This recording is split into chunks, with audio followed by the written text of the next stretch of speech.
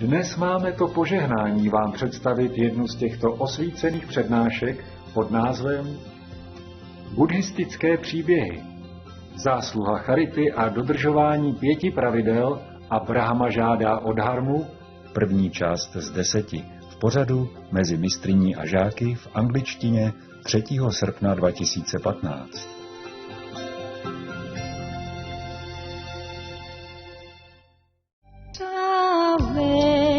Bóng lạ nhà xưa chừng như đã mấy người mùa thu vườn sau thu ngập lá. 我轻轻有了这种了，不那样。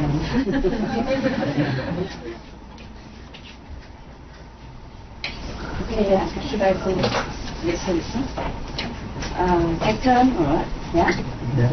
Oh, this day you were outside, right? And now you come in, right? Very good. What to do? 我们明天要回去了，怎么让我们进来？不想回去？我们明天回去，所以让我们进来。啊 ，OK, that's very good. 非常公平。嗯。哦，这个明天要回去了。哦。I'm so sorry. 反正不管我在哪个国家都一样啊，都是中国人吗？讲中文吗？大部分是中国人。I don't understand why.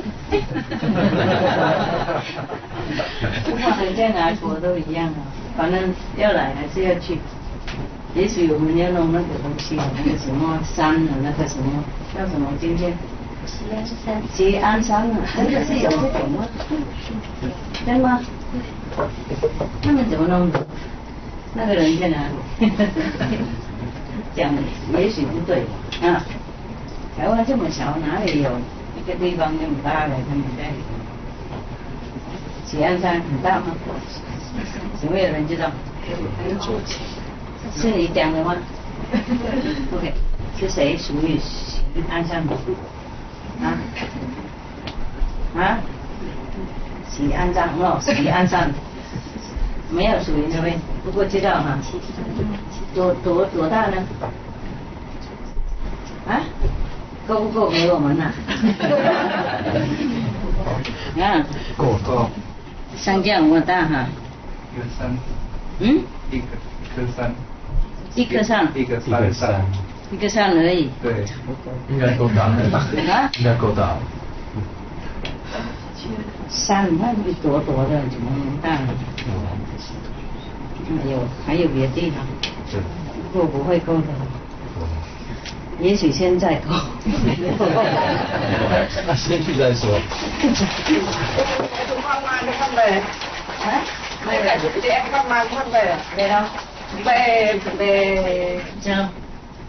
Về đâu vậy? Về Mỹ hả? Dạ. Về Đức, về Đức, về Mỹ. Về Áo. Áo? Dạ. Hồ Lan. Thụy Điển. Thì đâu có xa lắm đâu. Xa nhưng mà chúng con vẫn nhớ.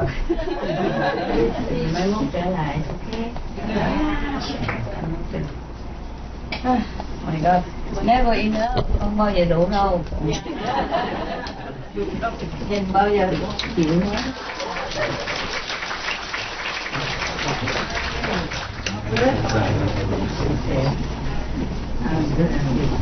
Okay, take care.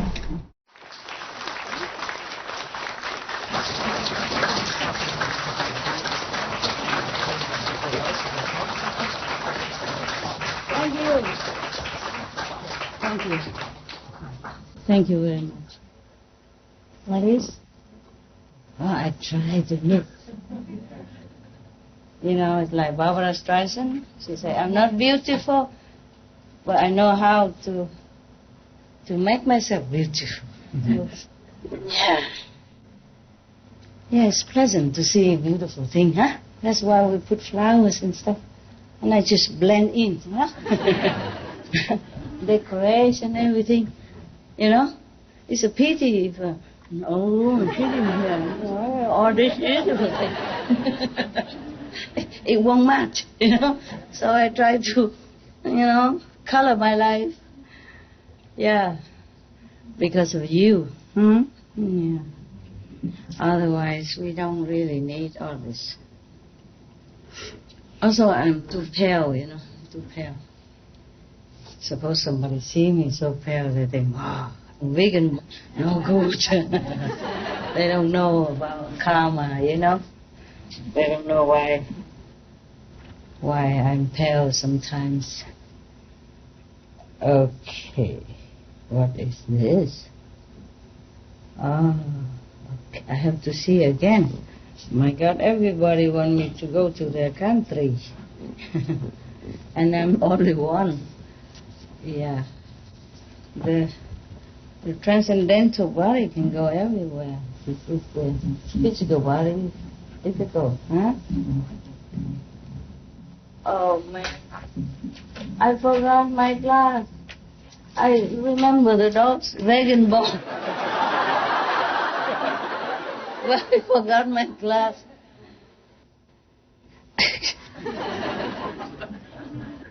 Dog's bone, vegan bone, I remember. But my stuff, I don't. Okay. You want some? Less food is all the time. Well, you also want it for your dogs, but I don't have enough vegan bones here. These are from Taiwan, from my company. So we just, bought some for them. Look at Abby and Benny is smiling. Right? This. They're really smiling their way up to heaven. Wonderful, huh? Hey, look at the happy people. They're so beautiful. So how is the food today? Everybody has enough? Yes. Good. Even if not enough, 1 or 2 days you won't die.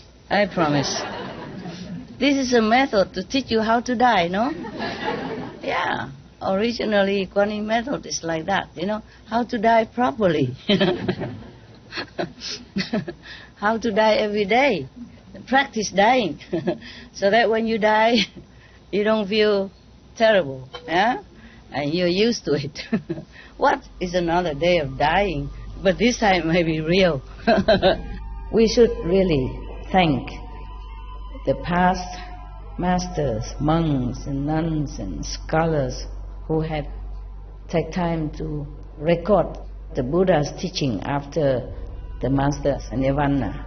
And also for the past and present persons, lay or monks or nuns who have really dedicated themselves, sacrificed their time and precious health or under any difficult situation to translate this so that I can read it to you. And we have to thank them.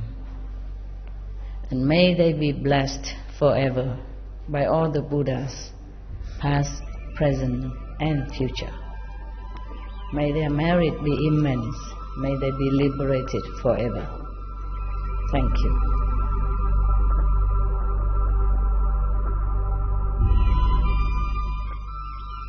According to Buddhism and the believer and the tradition, when you read sutra and all that, you have to put on incense, flower, and bow to the sutra first and thank all the Buddhas and Bodhisattvas in 10 directions, all respectfully, before you read it, okay? And then you cover the sutra also with silk, beautiful cloth, and I just make it more popular, more easy, simple.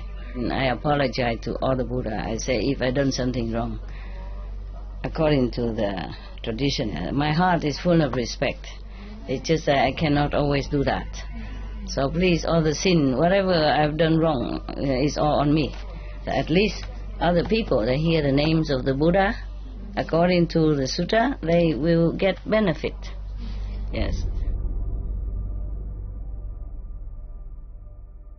There is the story about another person here, similar, huh? Okay, I told you already, I promised you to talk about the fish, yeah?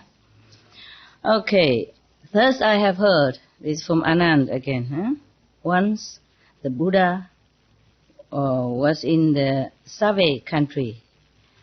in the golden garden of the billionaire named Kapkodok and the Prince Kita. At that time, there was a rich person. He's very, very rich, but he has no son.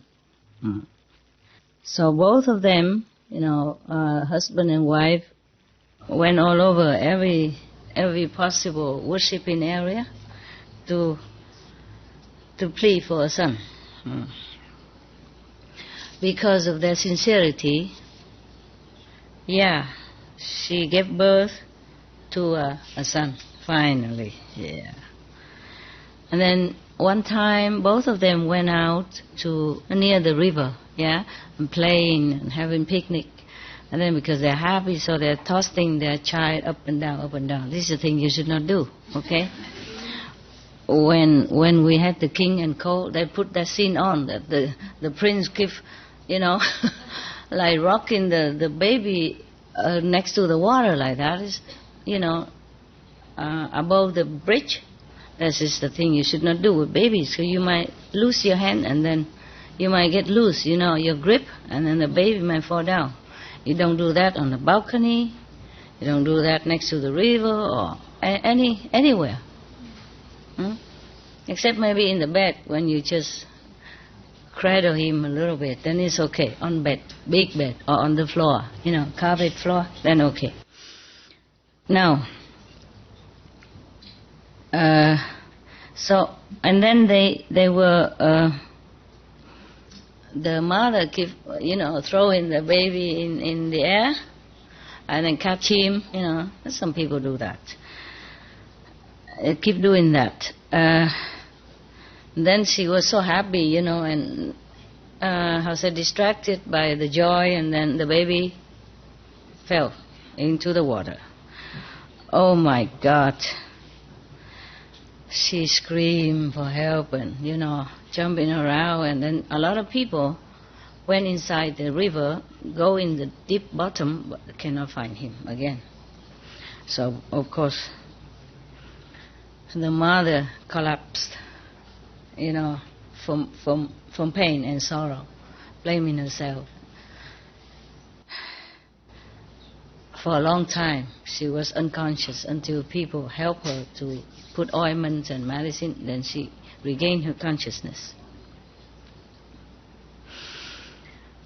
At the end of this river, there was a little village, and there was also a very rich family, and the rich father also has no son, and he also went different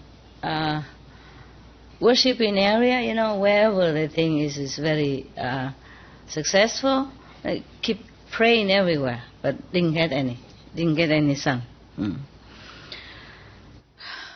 One day he told one of his servants to go out to catch some fish with a net at the river, and then he caught one big fish and brought home. And when they opened the stomach of the fish, the baby comes out, still alive. And it's even a son. Oh, they're so very happy, this family. And then they bathe him, make him clean everything, and then bring it to the boss. Oh, the boss was so beyond himself with happiness. He thought, wow, up to now we've been praying for a son. So this is the heaven reward for our sincerity. This is a miracle. This is truly heaven sent. He believed that. Of course, would you know? You would? No, okay. And then they, of course, they take care of this child very well and give him everything he needs. And then the other rich person heard that at the end of the river, one person caught a fish, and inside the fish was a boy. So the both of them, husband and wife, went there and have a look. Oh, when they saw, hey, this is my boy, exactly is my boy. Because the other day, my wife was playing with him, and then so he dropped into the river. Unfortunately, but this is so good. Thanks all the gods that you caught him, and now we can have our son back. And then the other one, the other rich person said, you are talking what? This is my son. God gives it to me. I've been praying all these years. So this son just suddenly came, That is truly God's will. I give you nothing. This is my son, I keep. Oh, so then both of them, the husband and wife will say, oh, we love our son so much, and we have been in pain and sorrow all these days because we lost our son. Please, have mercy. Return our son to us. Anything you want, we give. And the other man said, I want nothing. I am rich, powerful. What do I want from you? This is my son, so you please leave. And so back and forth. Nah? So they could not decide what to do. And then both the family brought the son to the king so that he can judge what to do, can tell what to do. So they came up, and the one who lost the son say, Your Majesty, this is really my son. The other day my wife was playing with him next to the river, and he fell into the river. So this is really my son. Please be fair, and help us to regain our son. So the other one, the one who found the son, also say, Your Majesty, this is my servant, caught the fish. And then inside the fish is this son.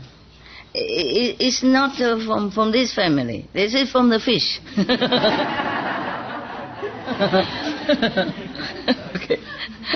Okay.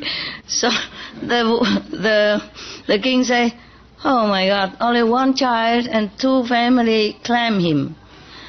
So the king, he said, okay, this child, both family can raise him. Take turn to raise him.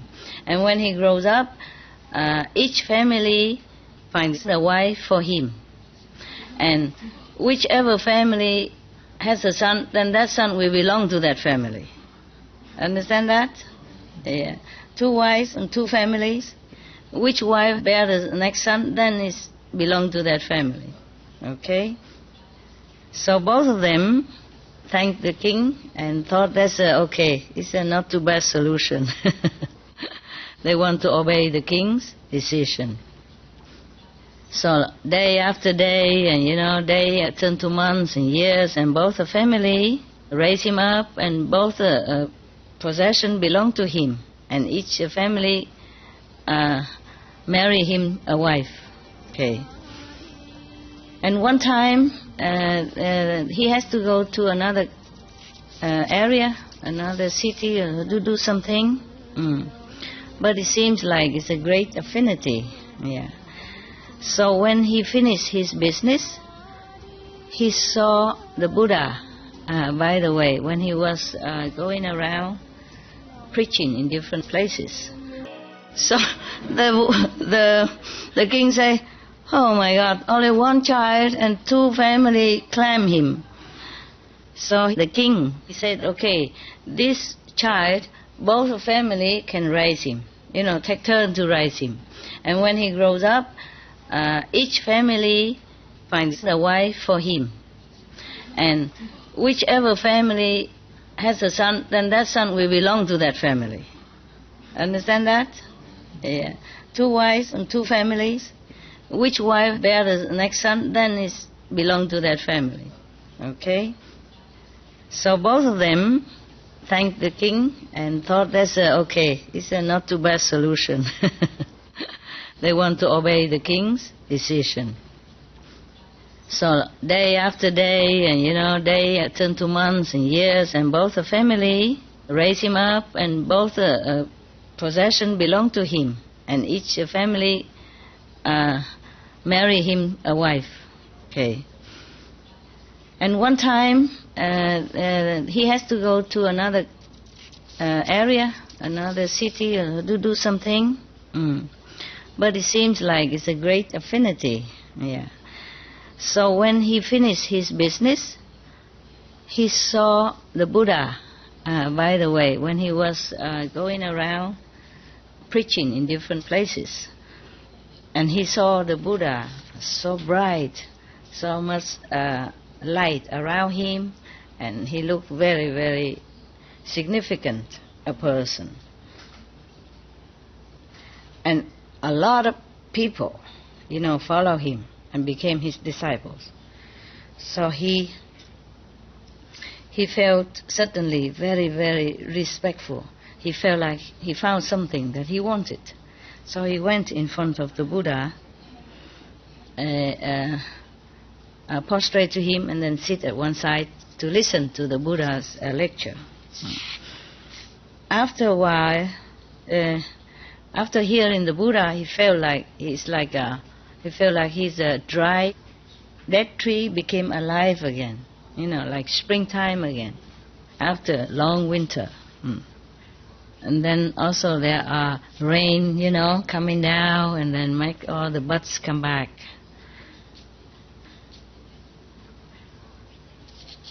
When he left to go home that day, he was so happy and excited.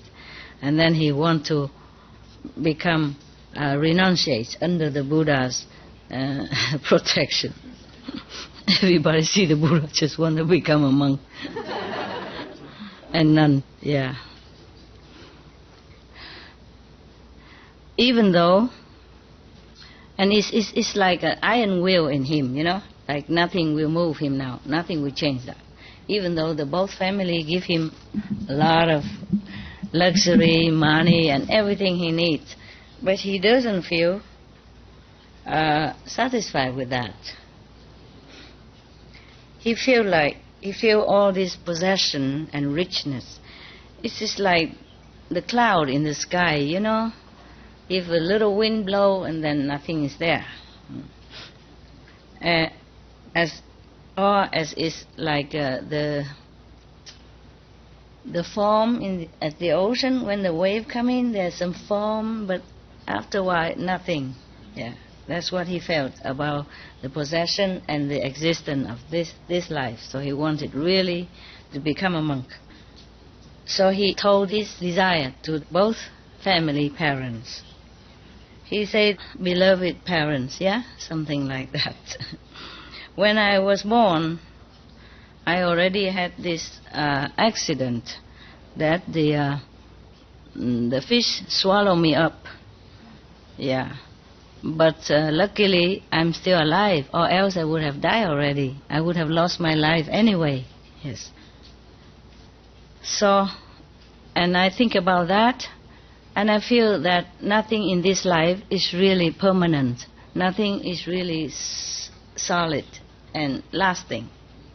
Even I have beautiful wives, or high position in the society, or a lot of possession, I feel this is all impermanent.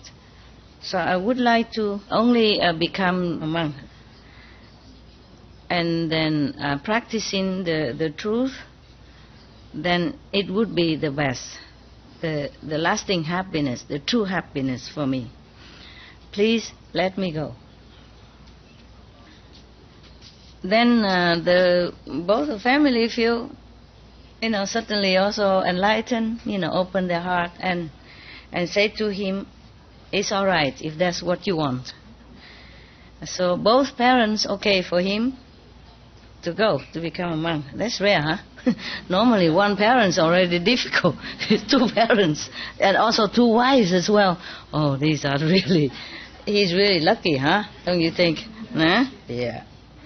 Even just to go on retreat is already very difficult with the wives or the husband, not to talk about both parents, both wives, and all the friends, everybody, let him just go like that, huh? Lucky guy, my God. Wouldn't you like to be like that, huh? Okay, and then after that he went to the Buddha's residence, and he prostrate or bow in front of the Buddha and said, "Were Honor One,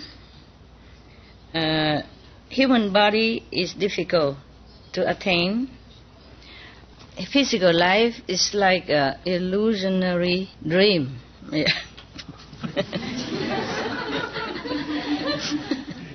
So I sincerely want to leave it all behind and come here humbly beg you to accept me with your merciful heart, merciful compassion, to be one of your monk disciples.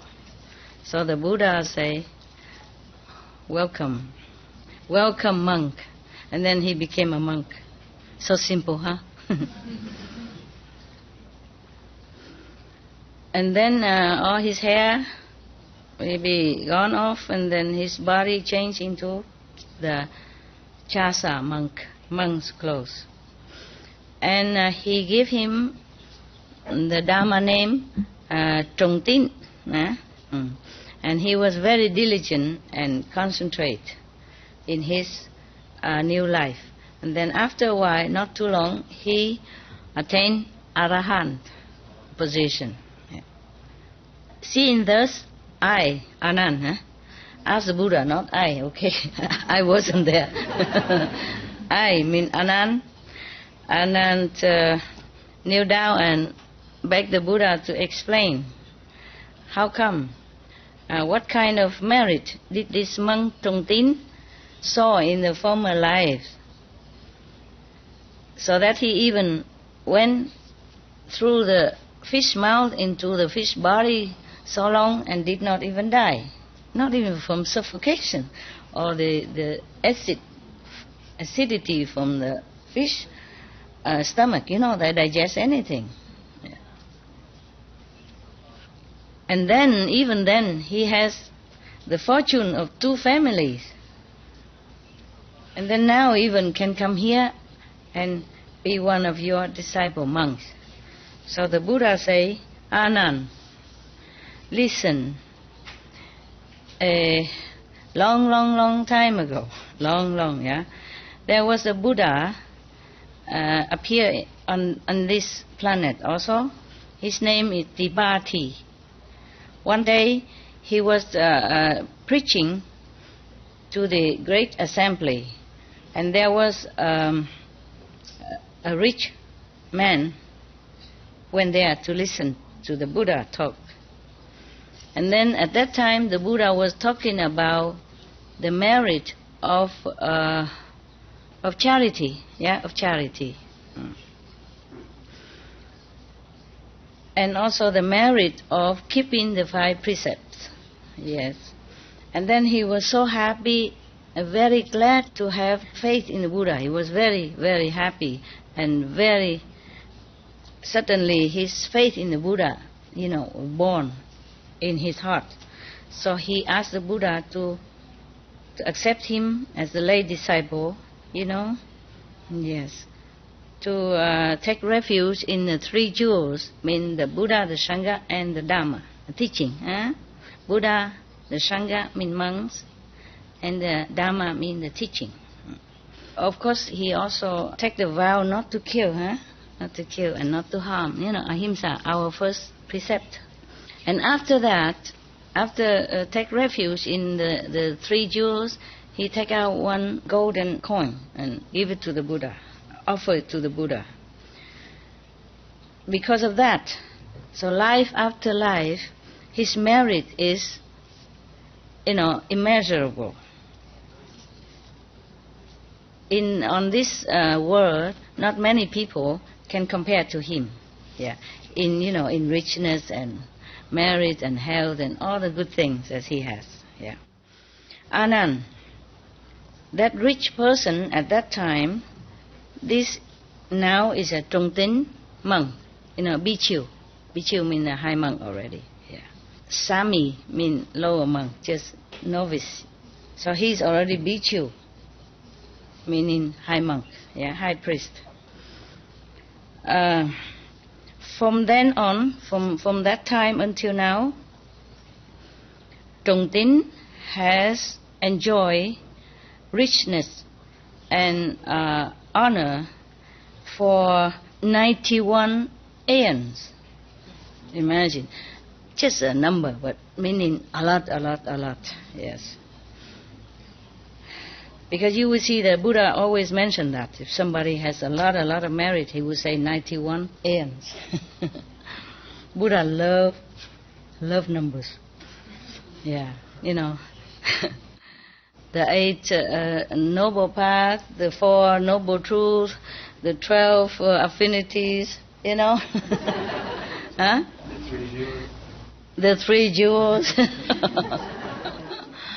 etc. Yeah. And 84,000 means to enlightenment. Yeah, 18 arahant, 500 bhikkhu, whatever that is. Huh? He likes numbers. Just to make sure that the assembly understand, yeah? Because without a concrete number, maybe people cannot grasp it very well. Just say, oh, it's a numerous lifetime. It's a numerous, how long is numerous? I keep thinking, you know. So he just has to give them a number, yeah? Yes. And the 5 precepts, the 10 good merit ways, and all that, everything he has a number. So make sure that everybody cannot argue anymore. Like, do only 4 is good enough or not? No, 5. Okay. And then because of that, and nowadays he could enjoy both prosperity and richness from both families. And because he always keep the first precept very, very sincerely, the non-killing, the ahimsa, the non-harming others. Therefore, even the fish cannot digest him, cannot kill him, yeah? Swallow him, but cannot do anything about it. And because he also take refuge in the 3 jewels, yeah? And therefore today he has a chance to meet me, to bath in the truth Dharma and attain arahant position, free from life and death in the 3 realms. After hearing all this, I, Anand, yeah, and all the people there, so happy, and their faith is multiplied, and they sincerely want to continue practice. And they bow or prostrate to the Buddha and then left. Okay, huh? Good?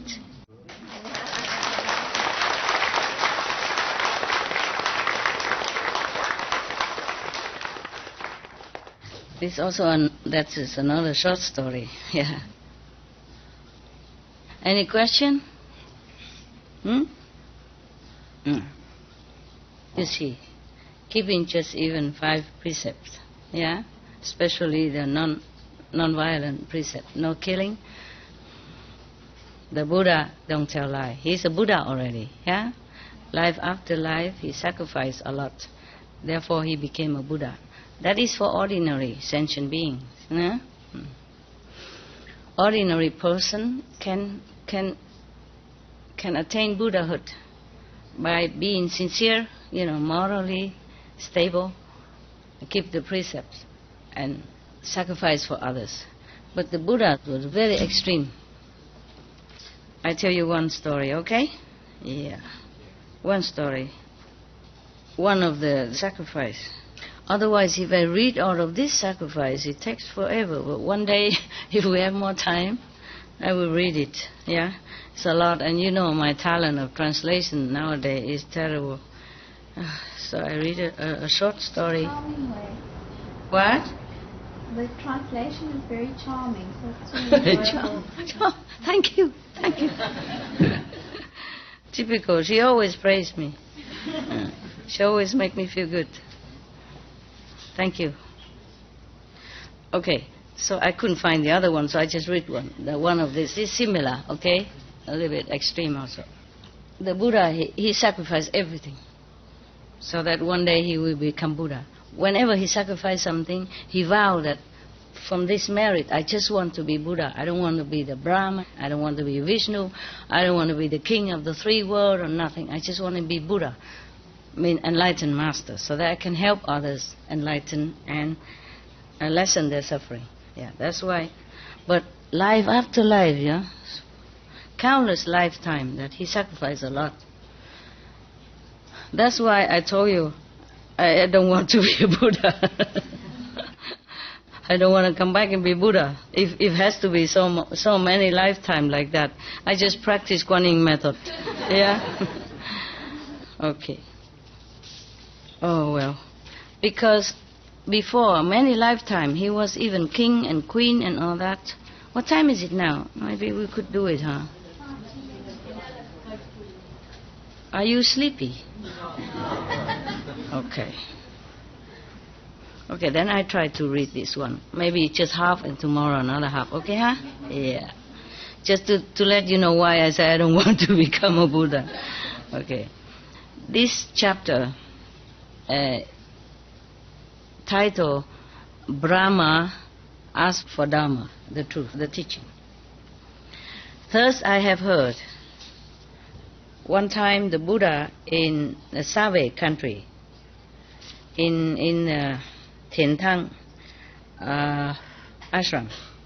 He has another ashram. Nah? People keep offering different ashrams so he can come and go and stay with his monks. Because of compassion, sincere compassion to save sentient beings. So in order to save all sentient beings and all that, he has sacrificed and worked very hard, life after life, so many lifetimes. Very, very tiring and suffering a lot to become a Buddha. Yeah.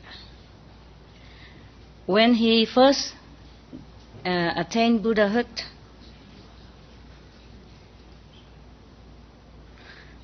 he felt like it is so difficult for anyone on this planet to aspire to Buddhahood, because he has been doing so much sacrifice and suffering. Understand, life after life, he can look back and see. So he thought, no one can do this. Yeah.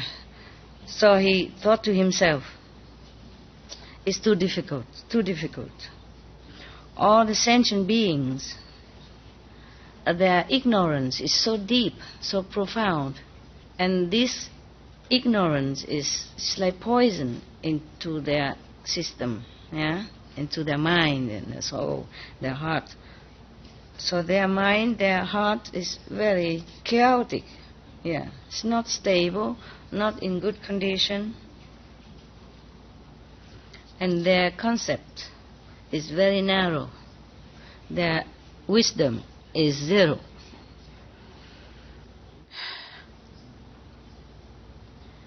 Mostly they follow the not correct way of teaching, the incorrect way of teaching. So difficult to now teach them the truth and to bring them into the right path. So he was shaking his head. He said, even so, in this case, even if I continue to stay in this life, it's useless. No use, no use. It is better, maybe I go to the emptiness of nirvana. It's better. When he first attained Buddhahood, he felt like it is so difficult for anyone on this planet to aspire to Buddhahood, because he has been doing so much sacrifice and suffering, life after life. He can look back and see. So he thought, no one can do this. Yeah. So he thought to himself, it's too difficult, too difficult. All the sentient beings, their ignorance is so deep, so profound. And this ignorance is like poison into their system, yeah, into their mind and their soul, their heart. So their mind, their heart is very chaotic. Yeah, it's not stable, not in good condition. And their concept is very narrow. Their wisdom is zero. Mostly they follow the not correct way of teaching, the incorrect way of teaching. So difficult to now teach them the truth and to bring them into the right path. So he was shaking his head. He said, even so, in this case, even if I continue to stay in this life, it's useless. No use. It is better, maybe I go to the emptiness of nirvana. It's better. And then the Brahma, the king of the third world, third level, he looked down and he heard the Buddha's thought. So he flew from his throne, from the third level down. In front of the Buddha, he greeted the Buddha very respectfully, humbly. And then he kneeled down with his palm together, respectfully say to the Buddha, I prostrate to you, World Honored One.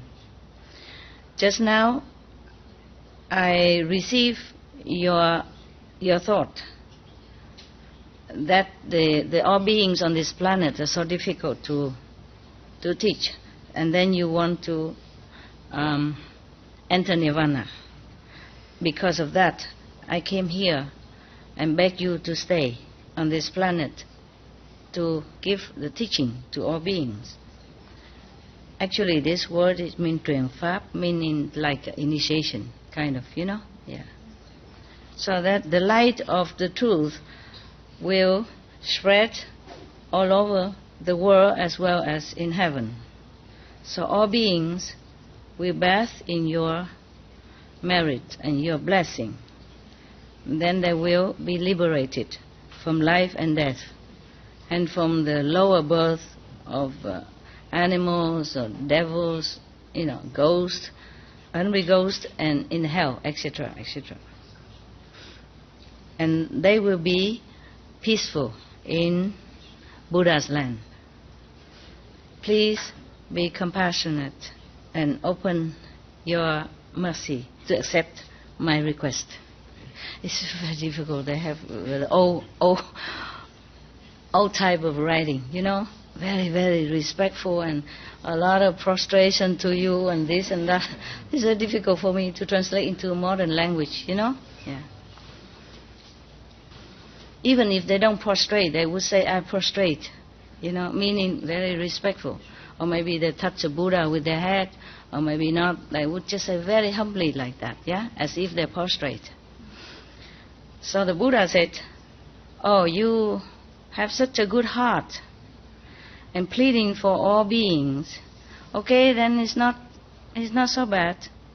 But I observed, that all beings are so covered with the ignorance dust of life,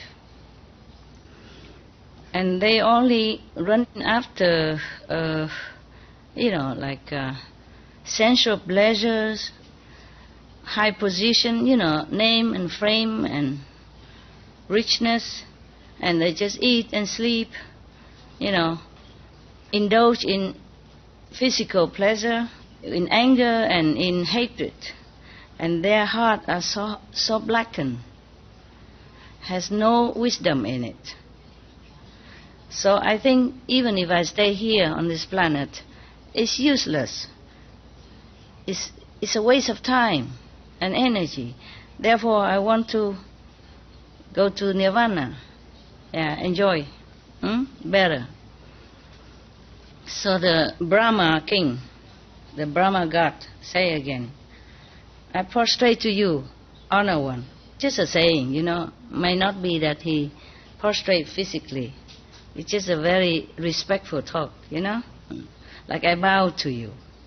O Honored One, please have mercy toward me and all others in the heavens as well as on earth.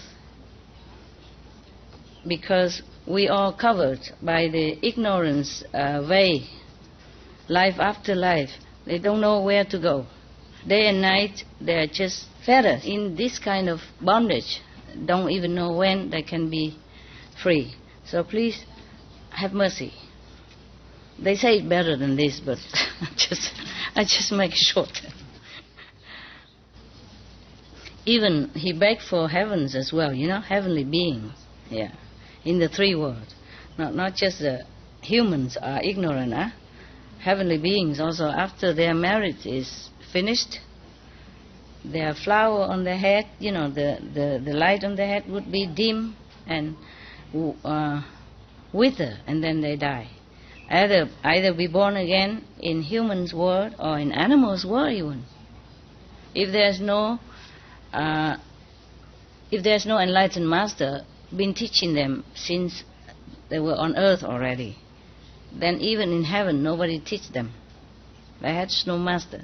They belong nowhere. They just enjoy the heavenly pleasure for a while, depends on how much merit they had, and then they die like everyone else. And then they're very sad before they die because they know exactly they are dying. It's not like us even. We don't even know, so boom, we die. Okay, fine. It's quicker. You don't have to spend days or months or weeks worrying about you dying and knowing where you're going. Down, lower level, knowing already. And there's nothing you can even do. With all your power in heaven, nothing you can do. The Brahma said to the Buddha, right now, it seems like the Dharma will be elevated, will be spread out. It's a good time to teach other beings. I have seen that there are many beings will be enlightened, will be saved by your blessing, by your teaching. So please stay here and help whoever you can. Yes. Because I remember in so many countless lifetime, countless kalpa, countless eons, because of us, all beings, that you have gathered even just one stanza of the truth, or one quadrant of the truth, because you wanted to know the truth so much. So even you sacrifice your own life. You forsake your wife and children. You sacrifice for the truth. Very scary, very frightening in way. No one can even do what you did all this lifetime. Because of that, because of all this, and now you have become Buddha. Because of us that you wanted to become Buddha. And because of us that you sacrificed so many lifetimes. So now you have become Buddha. Please don't forsake us. Yeah. I feel goosebumps too, I feel very touched too. For what he said. Yeah.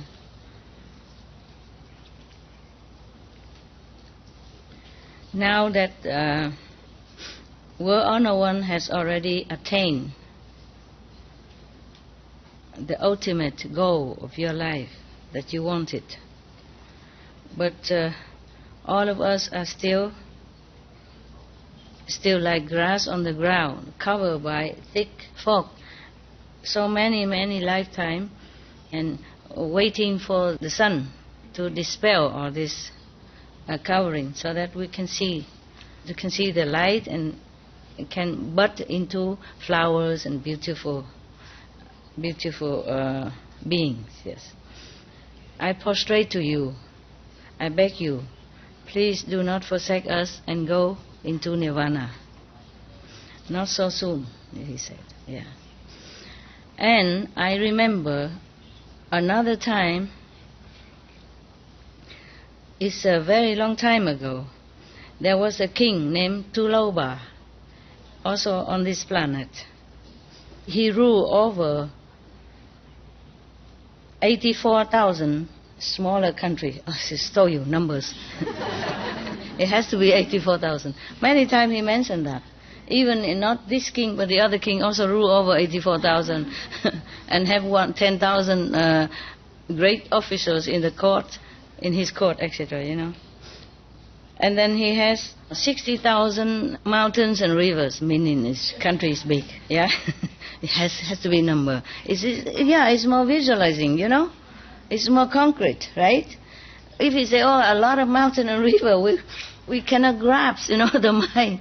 So he used numbers all the time. It has to be 60,000 mountain and river, okay? And then he has 800,000 smaller, what is it, like in Africa stuff? Tribe, huh? Yes, those are tribals, yes. And then he has 20,000 wives. And he had 10,000 great officials, in court officials. Well, in the old time, they have wives and they have concubines and they have ladies in waiting and servants and all that, and all included. Because once in the former life, in the former time, even recently, like say CHINGHAI dynasty or something like that, you know, not far ago, not long ago, the king always have a lot of ladies, yeah? He has one wife and two second and third wife. In case the first wife cannot bear a son, then the second wife or the third wife. Or maybe the first wife is in a bad mood, then he go to the other, so it's convenient. No need to wait or beg her to reconcile or thing like that. If he's a king, you know, he can't just say, sorry, honey, come back. She went back to mother and then he went to the second or the third. He's a king, yeah? And then apart from that, he has concubines, which he probably never touched, never seen.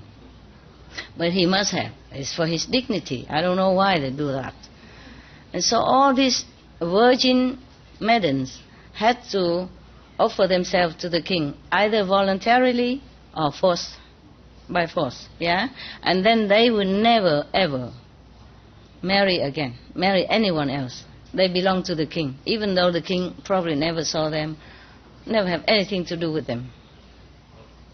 But they have to be there for him, in case he ever wanted.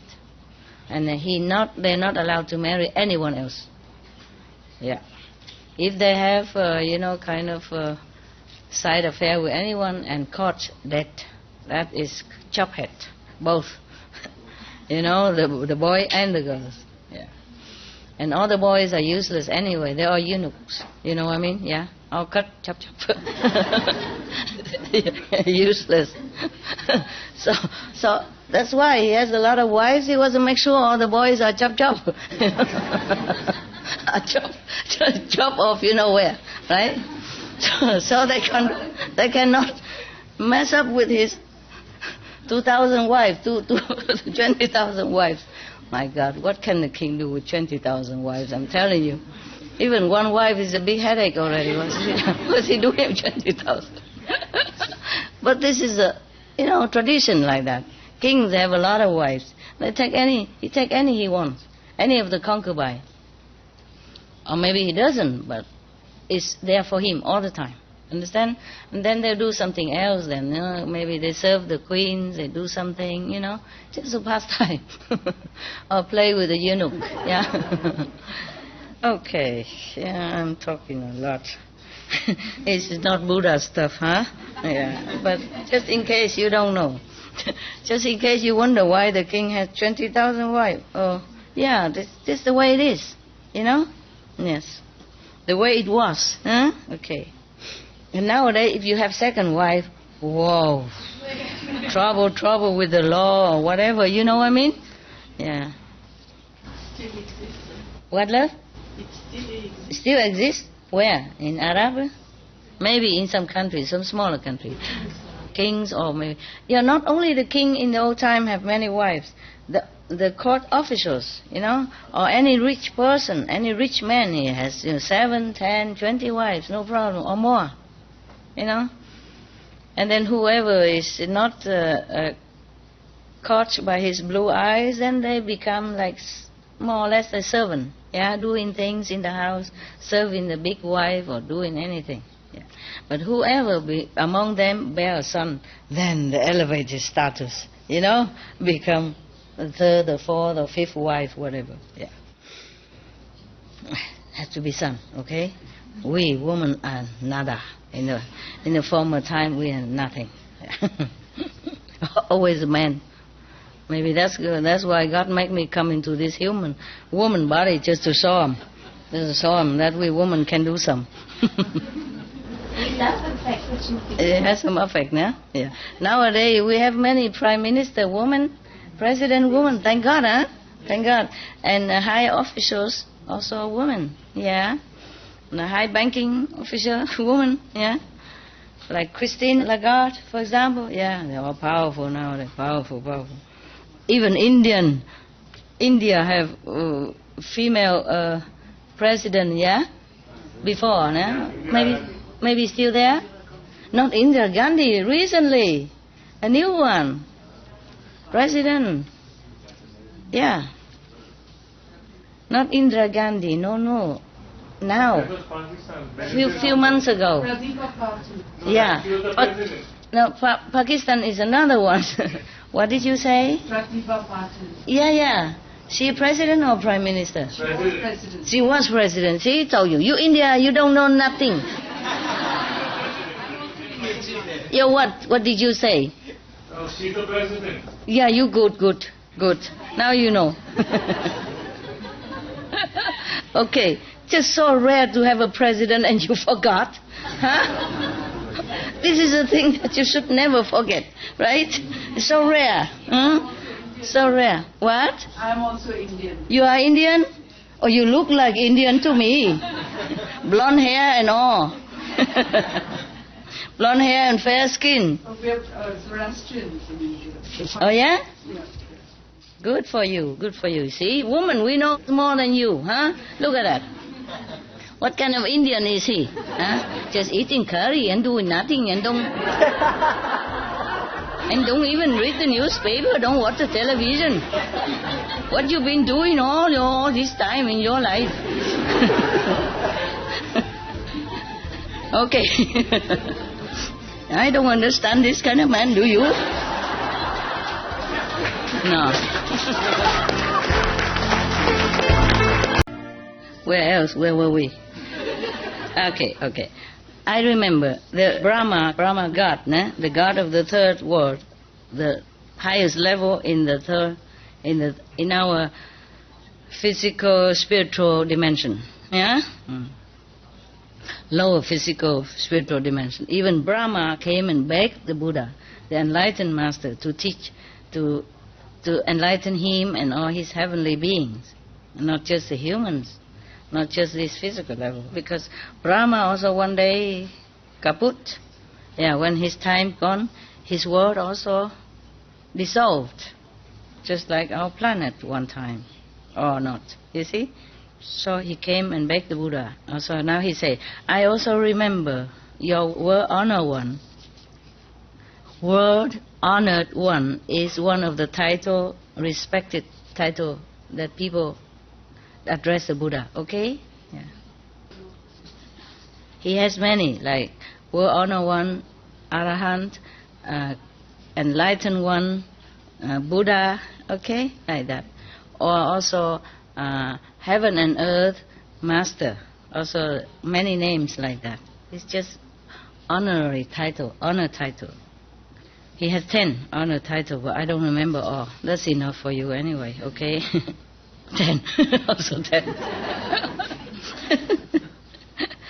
We can't run away from numbers with him. Long time ago, there was a king named Tuloba, also on this planet. He has, already say many thousand already, huh? Okay. And then at that time, his moral, his fame, and his power, no one can compare at that time. He is absolute, the master of all the kings.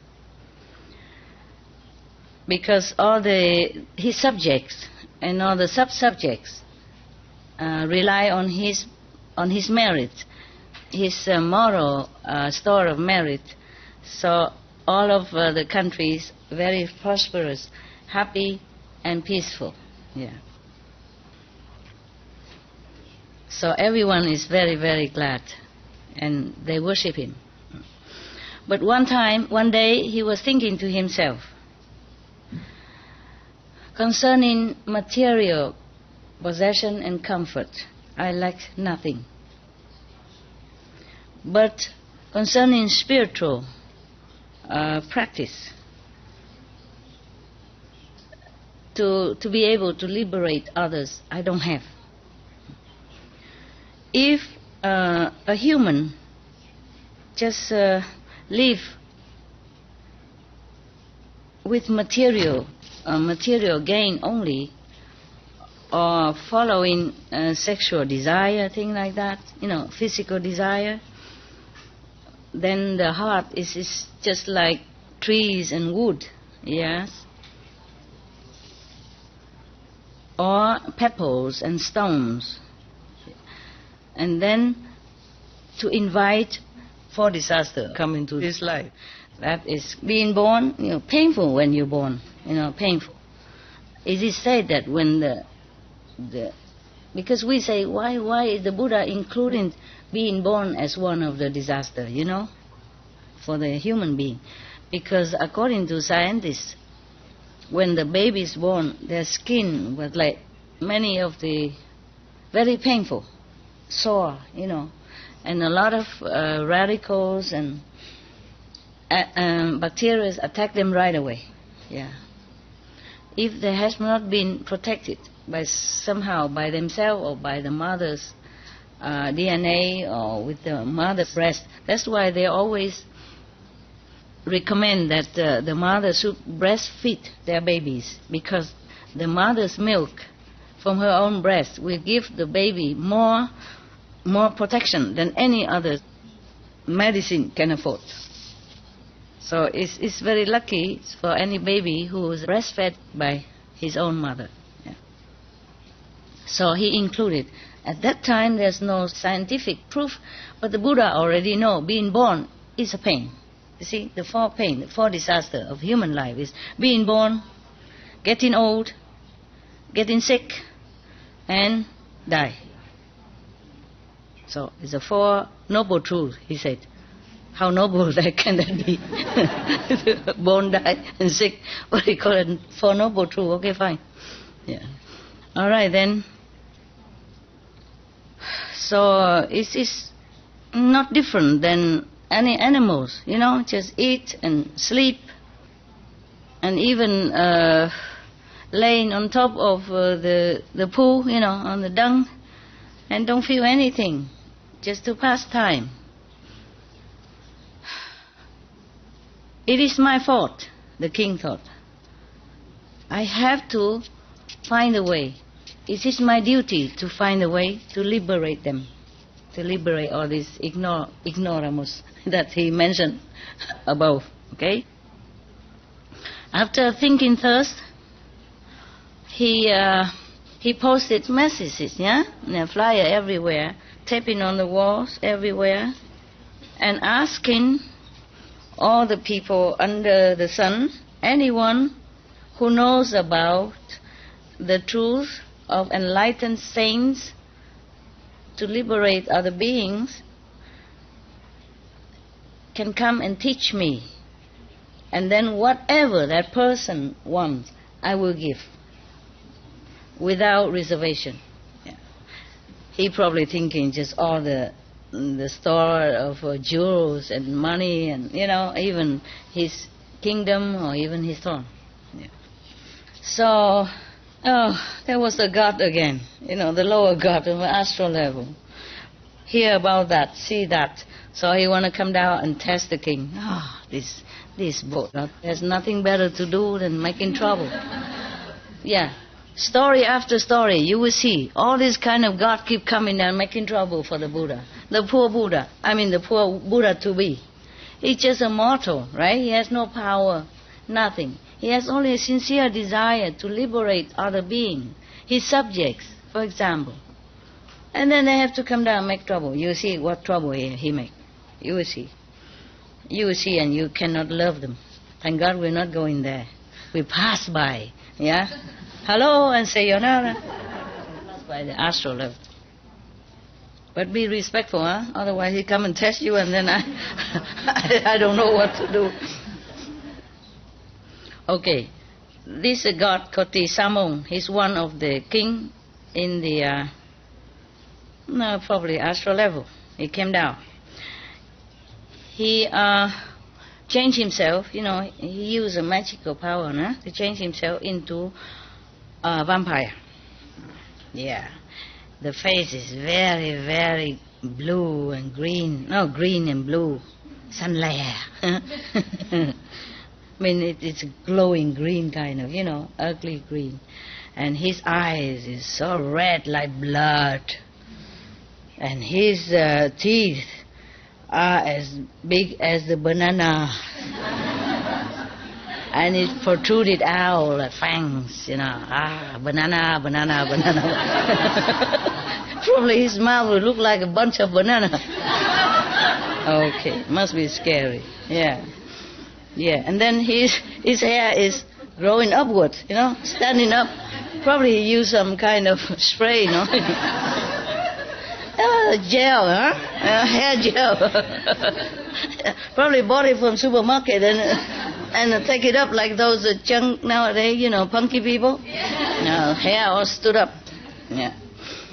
And his mouth, the fire comes out from his mouth. I guess he has some oil inside and then pull out, like those people. And then, these circus people, they can do that. Probably that's what he does. No, he's not. He's just making trouble. He's just making himself look like trouble already. And then he came in front of the palace, torn away the flyer, and then said to the gatekeeper, "You go inside. Tell the king I know the truth. I will teach him. Let me in quickly. If he wants, I will teach him." Okay. The gatekeeper was okay. Quickly go inside and say, "Your Majesty, outside there is a I don't know, a being or a person or whatever. His appearance is terrifying." Yeah, but he said, he professed that he know the Buddha's teaching, the truth, enlightened teaching. So he want to come in and teach you. Please tell me what to do. So the king was very happy. Oh, he put on his hat, his crown, wear his majestic clothes, the best appearance, and come out to the gate and greet that person and invited him in. And then he even let that terrifying being sit on his throne as a sign of respect, just to show how much he's thirsty for the truth knowledge, understand, and how humble he was, how sincere he was in this matter. That's what it is, okay? He wanted to show that. Probably that's what he felt, oh, so rare, so rare to have the truth. And then he treat him like God, of course, right? And the next morning, he prepared a very high dais, beautifully decorated, maybe similar to this, okay, or better. And then he served him meals and drinks. And then he asked all his musicians in the court, playing music, singing song, welcoming, and dancing and all that, welcoming the teacher on the dais, on the platform. And then all the court officials, and the citizens in front of him, in front of the teacher. And the king come out, greet the teacher, and kneel down, prostrate in front of him, this terrifying person. Imagine, huh? He must be really, really sincere. And And he prostrate in front of the teacher, this terrifying vampire looking, and requested, plead for the truth teaching. So the vampire said to him,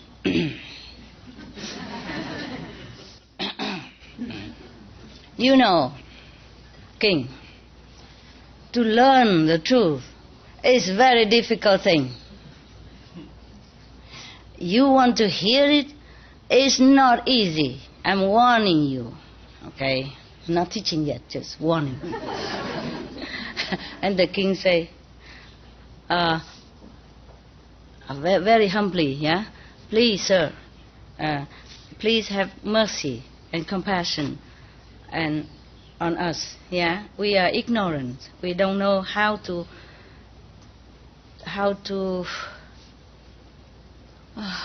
request properly, and respectfully. Please teach us how to do it so that we can hear the teaching. And the teacher, the vampire teacher said, if you bring your wife and children here for me to eat, then I'll teach you. I told you it's scary. I told you I wouldn't want to be Buddha like that. Okay. All right. So, after the king heard that, he obeyed him and said he will obey and do what he wished. So he came back to the palace, called his wife and children. He said, I have to tell you this. Husband, wife, parents, children, loving each other, clinging to each other, but it's only in the cycle of life and death, of impermanence. Even so much love one day must separate. Even so much attachment one day must cut asunder by death or disaster or sickness, anything in this world is not real, is not permanent.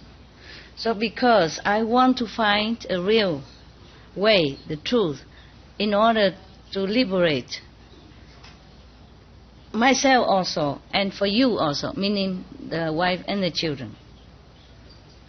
Therefore, I want you to offer your life to the teacher, because that's what he wanted, so that I can learn how to become Buddha.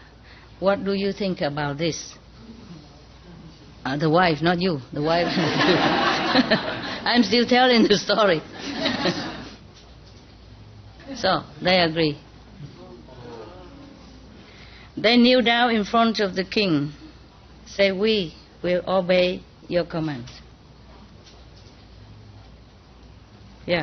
Just like that. Probably at that time, the wife must absolutely obey the husband, the children also.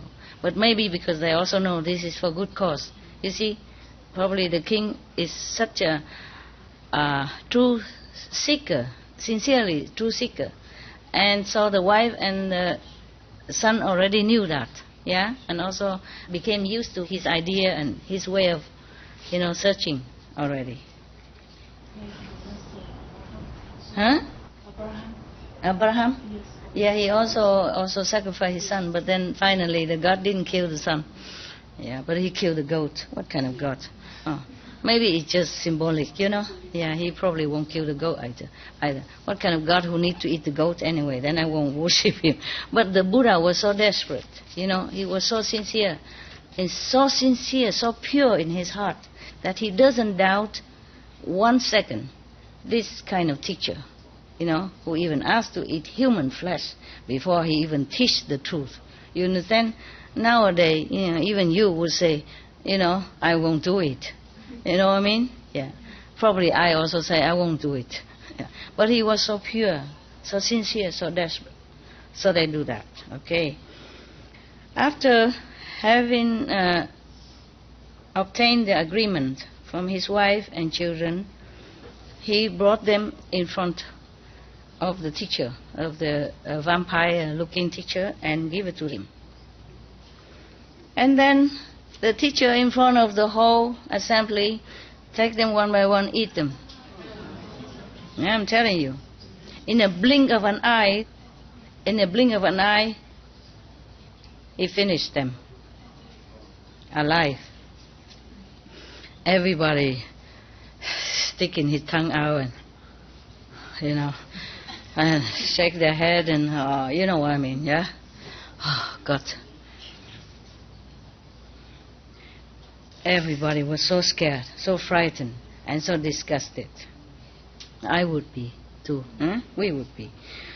At that time, all the court officials and the citizens saw that the king doing such thing, they don't like.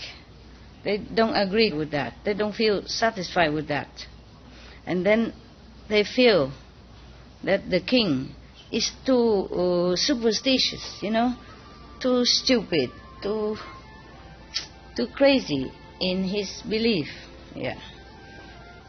But they do not know truly that the king do all that other being, other human could never do, because he truly want to find a way to liberate others. Yeah. So he sacrificed. The officers, and the citizens, they were just like, they compared it, just like those frogs that lay in the bottom of the well, doesn't see anything else except the well, a little sky in the well's mouth. Okay, after, he say, to be able to see far, yeah, and know wider things, wider knowledge, not every mortal can understand. Yeah. So nobody understands the king, that's what I mean. Yeah? Okay. Now, after eating all the beings there, the wife of the king, the queen and the princess, he read this stanza. It's a stanza, right? Four sentence. It's a stanza or it's a quatrain? Quatrain, okay. He read this to the king. He said, everything is impermanent. Oh, don't we know that? If you're born, then you suffer. You have to suffer. Meaning if you have a human life, then you suffer. Don't we know that? Yes. If the king just came to us, even you can tell him. Right? No need to offer the wife and the children. So, everything is impermanent. If you're born, then you will have to suffer. The five senses, yeah, has no real substance. I and everything I possess is all illusion. That is the first stanza that he gave to the king.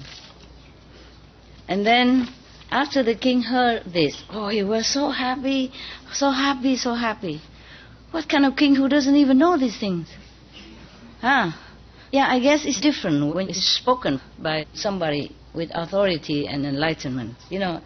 Heaven authority, instead of anybody who just say or read the book. It's different, huh? Maybe that's why. Just like initiation from a master is different from just reading whatever, saying enlightenment. It's good. We all have Buddha inside and we all can become Buddha, blah, blah, blah. And then after that, he told all of his subordinates, copy these stanzas and give it to everyone in his kingdoms and the sub-kingdom.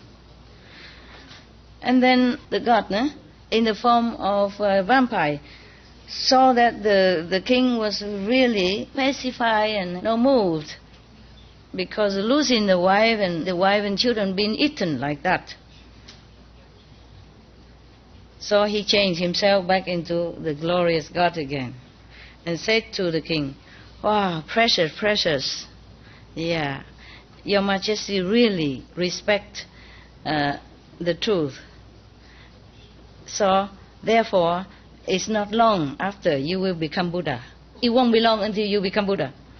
And then after that, after he spoke to us, the queen and all the princess, return back to normal. Yay! Yay. What a test, huh? Oh, goosebumps. Telling you. Just, as normal. Alive. So, World Honor One. The King Tuloba at that time is you. It was you. Buddha. It was you. In such a long time before, you sacrificed so much for the truth. How come you have the heart now to forsake us and go to Nirvana? Yeah. And then he said, World Honor One, I also remember another Aeon, long time ago, in the past, also on this planet, there was a king.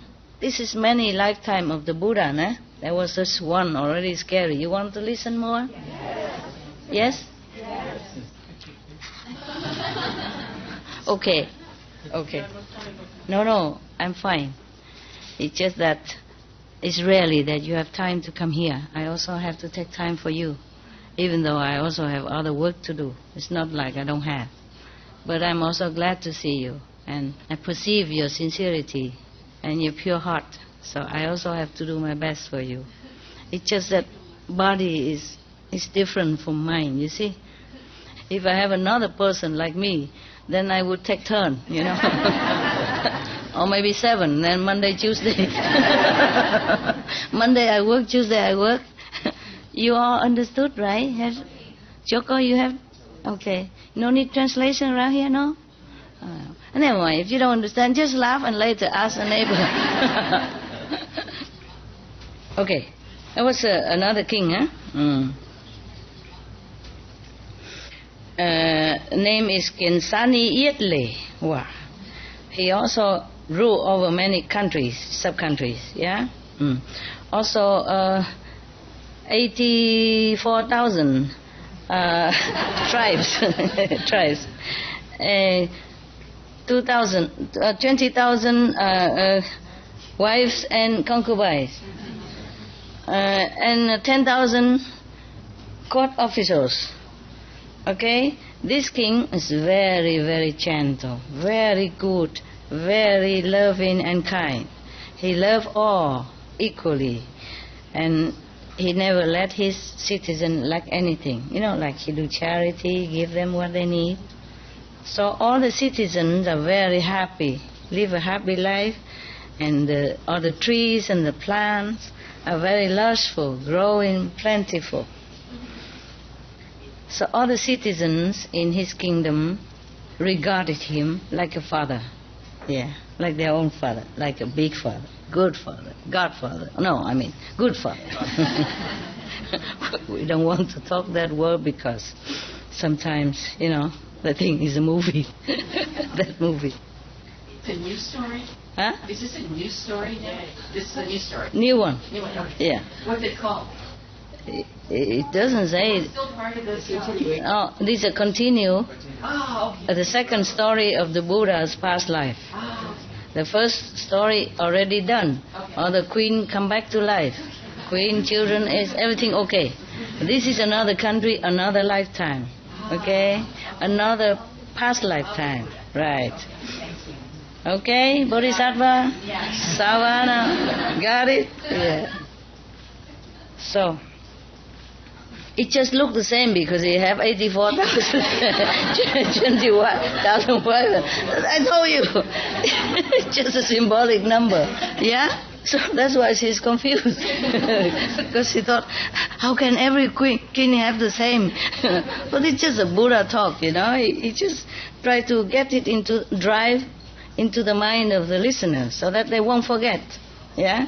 If you just say, so many queen, many sons, then they think, okay, many. But if you say 84,000, wow, that's a lot. You see?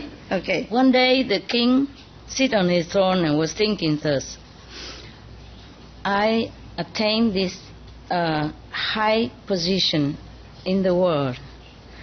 Is, very respectful, reverent position.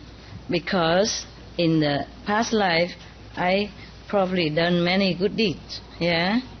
And now all my citizens enjoy prosperity and happiness. Nevertheless, this is only physical things, material comfort and satisfaction. Concerning physical comfort and material satisfaction, one day it will disappear. Any material things will disappear or kaput. Kaput. It's not a lasting happiness, yeah? So I would like for myself and all beings to have lasting bliss and happiness. Then I really have to go and find an enlightened master to teach me the truth. Otherwise it won't work, yeah? Okay. After thinking thus, he again tell all his subordinate to write this leaflet, notice, write a notice and plaster all over the country, whoever knows the truth, come and teach me. And then anything they want, I will offer. Okay, one time there was a Bolaman means a Brahman. In India there were 4 castes of people, right? You know, 4 castes. The highest is a Brahman. The second is Shakya. Huh? Yeah. The warriors. The third? Merchant. Yeah. The 4th are the lowest. You know, they are untouchable. Yeah. I mean, they're doing a lowly job, you know, like laborers, yes, or scavengers and, you know, slavery or servants, or, you know, bringing human waste to throw out, because in the old time they don't have toilet. Yeah, okay. These are the lowest one, and nobody touch them because they believe, for example, if a Brahman touch this lower class, then his class also change into low class. So, and then wouldn't that low class change into Brahman class then? Yeah, why only one way street? Right? Why only one way street? Okay. So one Brahman person come inside, come to his name is Laodosai, huh? He went to the palace and say, I have this miraculous teaching. Go in and report it to your king. So of course the gatekeeper run inside and report it to the king. And the king was very happy and put on his best appearance, you know, the crown and the best kingly outfit, came out to the gate and bowed to him, invited him in like a god. And then he asked everyone to prepare a very high, magnificent dais, and then invite the teacher to sit on it, just like before, you know. Yeah. But they don't say that this Brahman is ugly looking or anything. So this time the king has luck, a better luck, at least from the view, you know, better view. You know, like when you buy a house, you have good view or not view, you know. Last time was terrible view. This time better view. Okay, it's getting better all the time, huh? It's getting better all the time. And then after the Brahman sat on the dais, high dais already, the king and all of his subordinates kneel down and bow to him and requested him, say, great honorable, great master, is it such an honor and happiness for us today to receive you? Today you have such a compassion that come to us. You know, please show your mercy and teach us the truth that you knew. In the old time, they're so polite. Even the king was really well brought up. Yeah, good manner, huh? Good boy. And Laodosai, the Brahman, said, I have acquired this wisdom with a lot of labor and work and diligence and, a lot of work and suffering. I go through a lot in order to obtain it. And now, from far away, area, it's not so easy. And now, and also I have to practice it, and to continue practice. It is not so easy like you said to come here and just teach you. So the king said, please, your honor one, great master, tell us what we should do so that we do it properly, according to the tradition or whatever. Yeah. And the Brahman said, if you want to hear the teaching, the true teaching, then you have to bore 1,000 holes on your body. It's getting worse all the time. I told you I want you. You still want to hear? The words already you heard, whether or not you continue is the same, right? All holes get filled up at the end. Yeah, we continue. We continue. And then, after you bore the 1,000 holes in your body, you have to fill it with oil. And put timber, something to burn it. Put wick, right? Wax.